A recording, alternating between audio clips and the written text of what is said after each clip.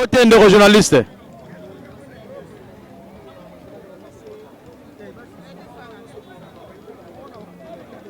Merci ndeko journaliste ya bino na micro mobundeli ya Congo oyo azali pene ya Martin Fayulu oyo tolobi Congo ekolo moko ndeko Oseya Mulopo oyo na bana mike bayebi na mikolo bayebi to bandi lelo te bitumbo to bandiango kala et toza kaka donc tozo bunda ezali wabino papa Oseya mobundeli ya Congo.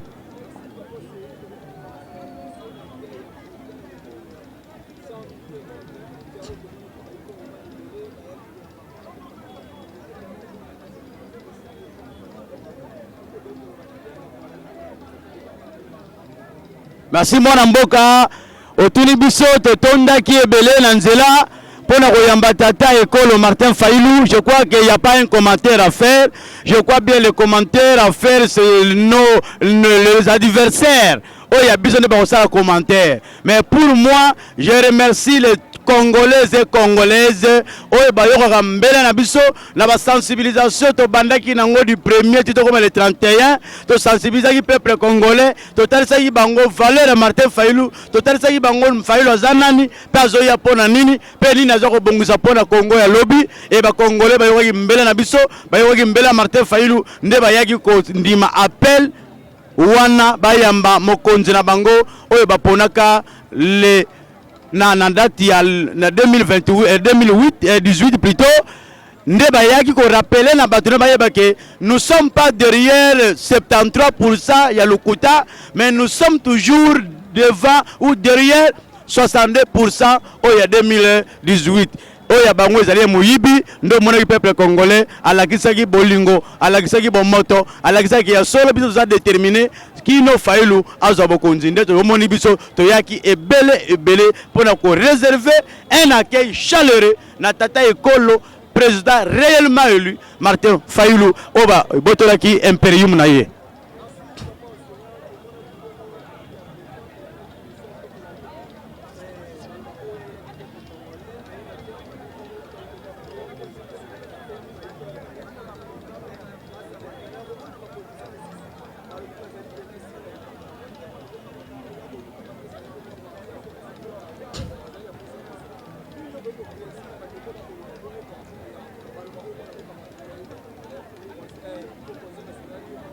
Merci les journalistes pour na malobana yo otuni biso Martin Fayulu ayena eloko na kombo ya cohésion nationale et la cohésion nationale Martin Fayulu apesaki biso ezali thème nango ezali vérité, réconciliation et la cohésion nationale. Pourquoi le sous-thème wana? Mais ndeko journaliste le président réellement élu, Martin Fayulu Madidi, le président du Congo, oyo biso to votaka na Seyambula, azalaki clair, à lobby, to uti wap, ba Jean-Pierre Bem, ba rebelle ba onions, Kabila bengi bango, boya bolongo na rébellion, to sangana, bo komisata 1+4, po mboke kende liboso. Jean-Pierre Bem ba yakite, azalaki subero yakite, est-ce que guerre silakite? Et silaki.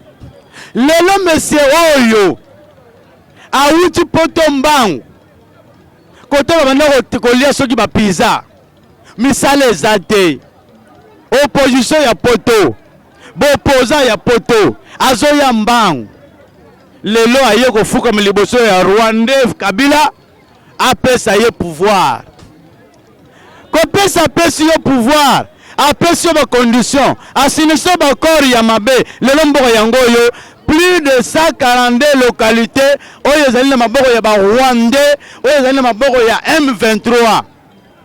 Écoutez un peu, Fayulu prépare à être président de la République demain. Il va diriger ba territoire nini ba localité nini. Yango Martin Fayulu tete. Ngai nazali mama oyo alobaki na Bible ke ba pasola mwana katikati te.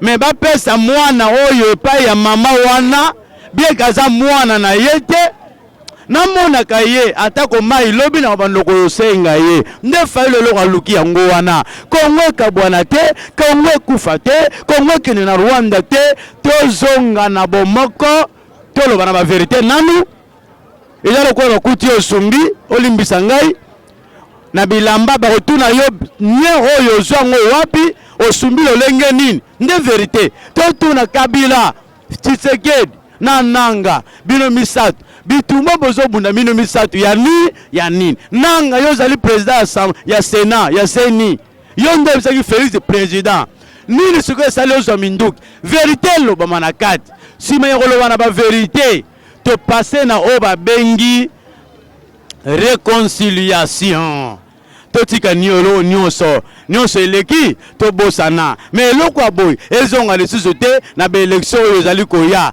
poto ke na ba élection oyo ezali koya oyo ezonga lisusu te tokosala boy to silisi to kangani liboke to pesani mbote to zuma kanisa na biso to tshela mesa moko to tala siko bitumba oyo ya est du pays oyo baboteli biso 142 localité oyo eza na maboko ya Rwanda to solola lolenge tokosala poto botola yango et Martin Fayulu alobi la cohésion nationale est gratuite elingi koloba nini sima ya kosolola tozwi ba option ndenge nini tokosilisa guerre ndenge nini tokolonga tribalisme ndenge nini tokokenda ba élection ezoya liboso moto na moto azongi na ndako na ye a préparé ba élection ya 2028 makambo ya kopartage pouvoir ezate ndeko journaliste soki mutu alobi ke dialogue ekozala partage de pouvoir te mais mutu wana mutu aza ekozala Fayulu azoluka mbongo mais mutu alobi eza ofele tokota na gouvernement ya Félix Tshisekedi te non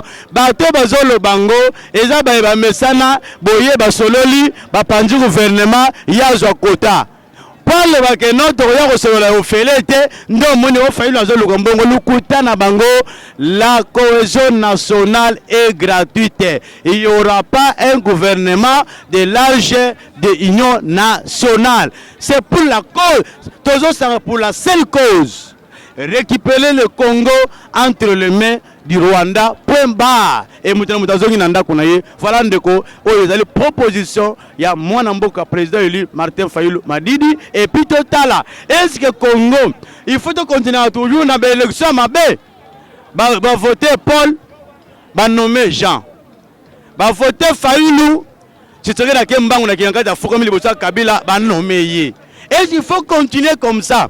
So dit à l'Iran ils ont continué. Et ils ont investisseur lobby. Attends le lendemain que Chine. So dit que Congo continue à nommer comme président. C'est que Chine peut regarder investisseur chinois peut regarder ba oko sabiso vie démocratie ezate moye baya et rozalate. Donc on va dire que Fayulu a besoin d'argent mais nana zanga pour sambong.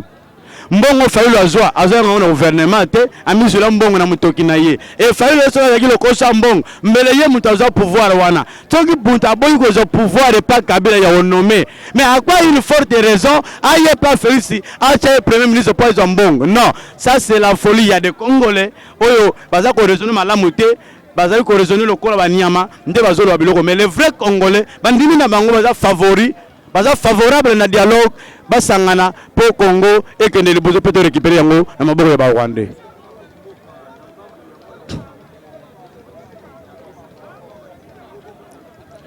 Ngambu ya Félix Tshisekedi lelo Félix Tshisekedi na Martin Fayulu mutu akotine balazo na je alinya ku feza Fayulu te ezali monsieur Félix Tshisekedi Tshilombo soko Fayulu ayena secours Fayulu ayena secours ozana guerre ko kyangote ozana bitumbo ko kyangote osina bakor na Kabila kangyo na singa tala la solution c'est dialoguer entre les Congolais balongolo na mai obika soki ya boyi ayeba ke muta ko sitana mai ezanani ezali parce que lelo minduki onanga simbi asimbeli yango Fayulu te Kabila soki asimi minduki ye moko Félix aujo lobango soki Kabila asimi minduki lelo asimi yango pona Fayulu te les deux personnes au Kabila Félix ye moko sitaki basimi minduki contre ye mais basimi minduki contre Fayulu te soki lelo nanga ye aw Fayulu okima te il va rester Faden mais Félix va fuir ce pays parce que bato na ba pona ye te mais Fayulu a une solution alongola yo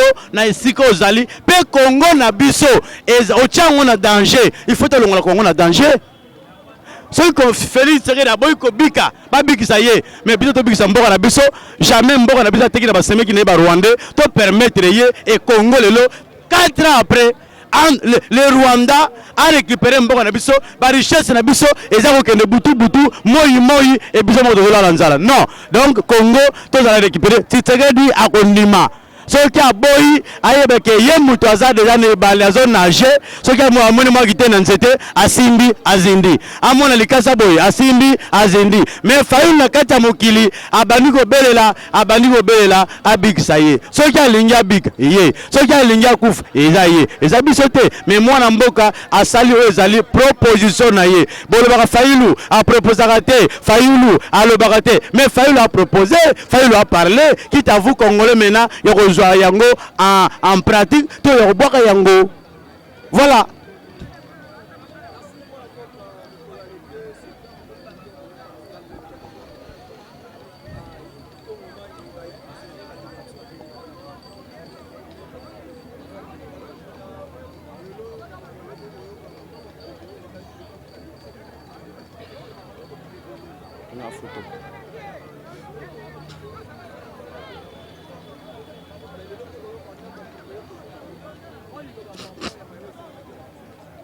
Mes condoléances à toutes les familles éprouvées.